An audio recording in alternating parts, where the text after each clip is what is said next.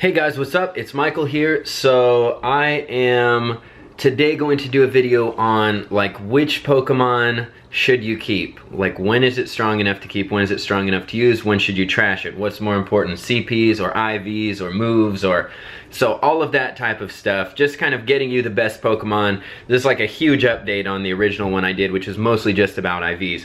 So before we get started, make sure to give a thumbs up and subscribe if you haven't so you don't miss out on any more videos. Also, if you haven't noticed, I'm doing a $25 giveaway of the gift card, either iTunes or Google Play Store, whatever. So if you want to enter that, down in the description below, there is a video link on how you can enter and win.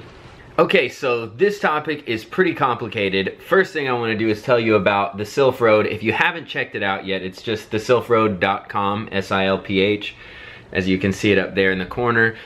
They've done tons of research. They have like anything that you've ever needed to know. So I'm going to be using a lot of their information today, starting with what are IVs. As we know, I'll just go ahead, just read it off here just to be clear. Each Pokemon in the game, basically they have base attack, defense, and stamina stats that they get every time they level up. They get these base stats.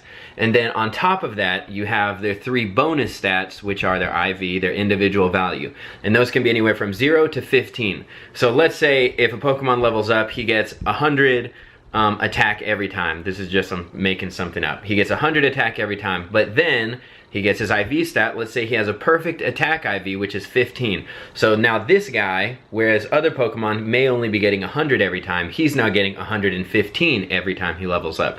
So you see, that's how the IV makes a difference. But then it goes on about how important are IVs, and this is new information to me.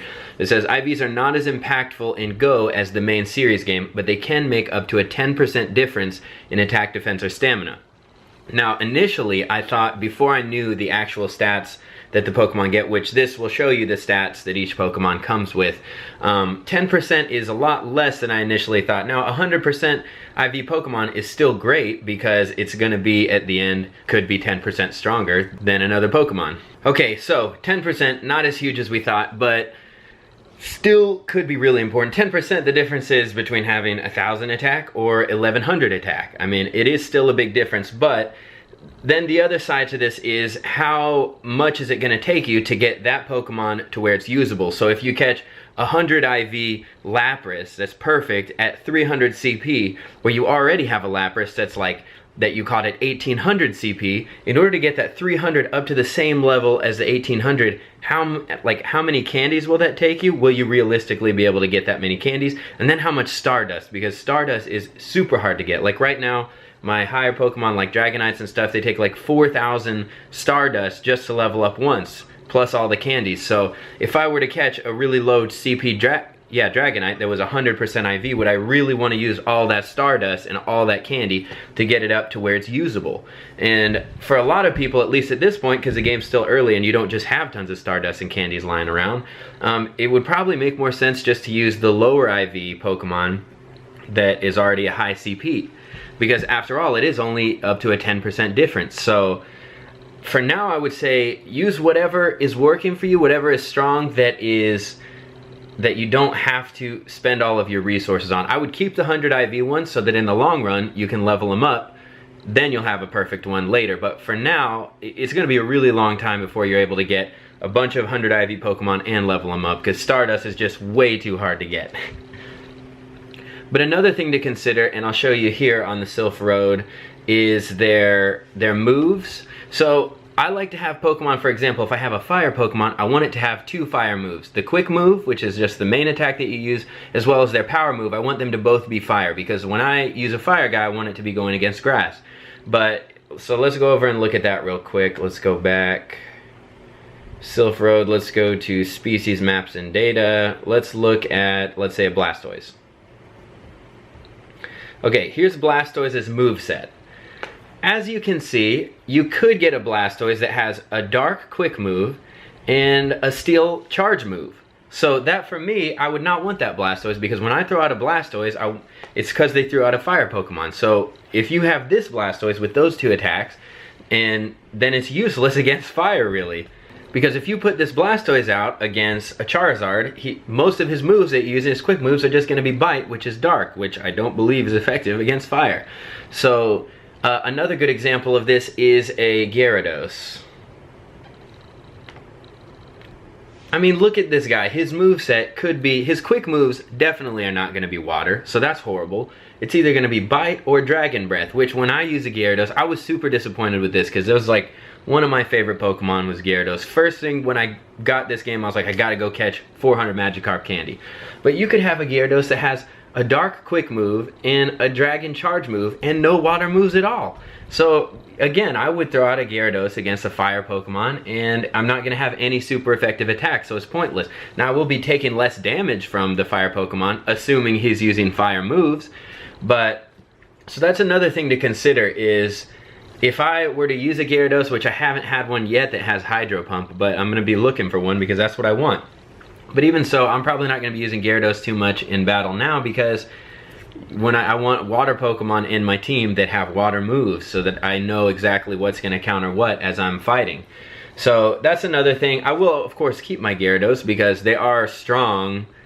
I don't know when I'll ever use them, but also just because they're my favorite, not... I would keep them even if I never use them because I like them. Let's look at... I don't know, I mean that's... I hope that makes sense. So you really want... Because the whole point of getting them and making them strong is to battle people, right? So for me, I want to be able to know what's going to counter what. I want Fire guys to have 2 Fire moves if possible. Let's look at like Charizard, for example. So Charizard could have a Wing Attack quick move and a Dragon Claw charge move. So he would have no Fire, I probably wouldn't use him. I personally like for them to have 2 of the same. If it's a Fire type, I want him to have 2 Fire attacks. That way I know as soon as I throw him in there, he's hitting whatever he was supposed to, hitting with Fire and doing tons of damage.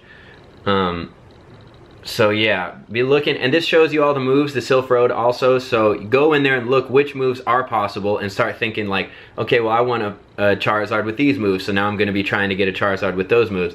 And again, if you get one that's like 50% IV, that's, let's say, could be only a 5% difference to somebody who's got 100% perfect IV in the end. So I guess IV is less important than, well, it's definitely less important than I thought, but also movesets are super important because unless you memorize, okay, he's got a Wing Attack and a Dragon Claw, so that counters this and this, then it's going to get really complicated when you go into a battle and you're switching out, you know, trying to counter somebody.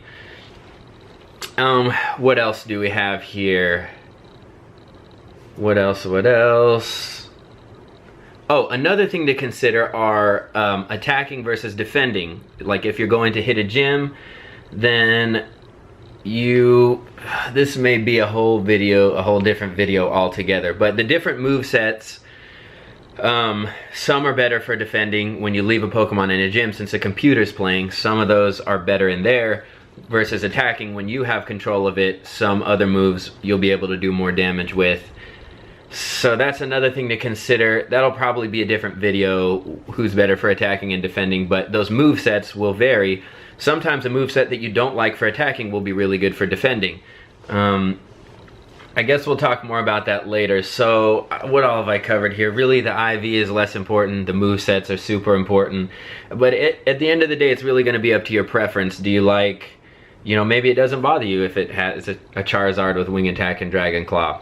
Maybe you really don't put that much thought into it. Maybe you just go in there and just start clicking and that's the way that you play. So then maybe you just want the highest IV one to have your best chance at not getting beaten really quickly.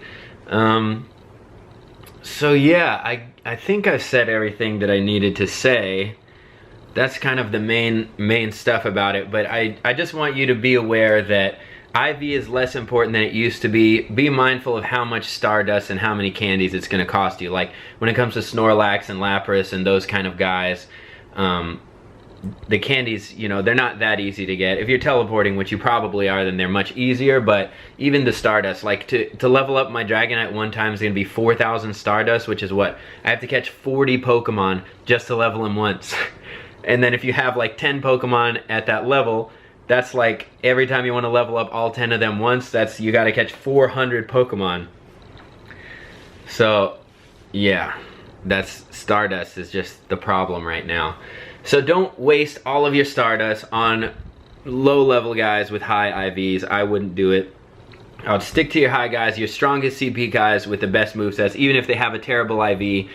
You know, I would worry less about IV, more about getting high CP, good movesets just for now. But if you catch high IV, and you should be aiming for that, keep them. One day in the future when you've got a billion Stardust after you've been playing for a year, then you can level up those guys. Then you'll eventually have a team of 100% IV, great movesets, everything. But in the short term, just go for the high CP, good movesets. Short term. Long term, keep those 100 IVs, always be looking for them. 90 and up is what I usually keep for that stuff. Yeah. Or 89.9 and up actually. But Silph Road is great. It has, you can click on any of these, you'll see a ton of information about them, as well as what moves they can have, what they're strong against, what they're not. What else? Tools and research, I think we looked at. They have nests, which I haven't seen those to be that great. Like, I've teleported to some of them and they're like, they'll have a couple of spawns, but it's not like the nests that I've been doing in my videos where it's just like they're constantly popping up.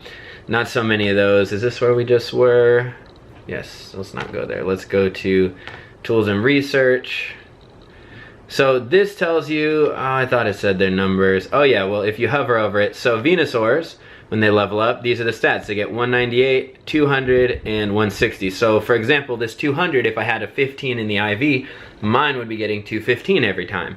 So, you know, they're gonna be getting 200 anyway, but they may be getting an extra 15. So it's not as huge of a difference as we thought, which is kind of sad, but I guess it's kind of better. You wouldn't want to be totally dominating someone. Yes, you would actually. Okay, I think that's it. They have also an IV calculator here. If you just put in all your stuff, you probably know how to do this. Oh, and it'll tell you just all the moves in general. It'll tell you how long it takes. Well, I did a video on battling, and this information is good for that.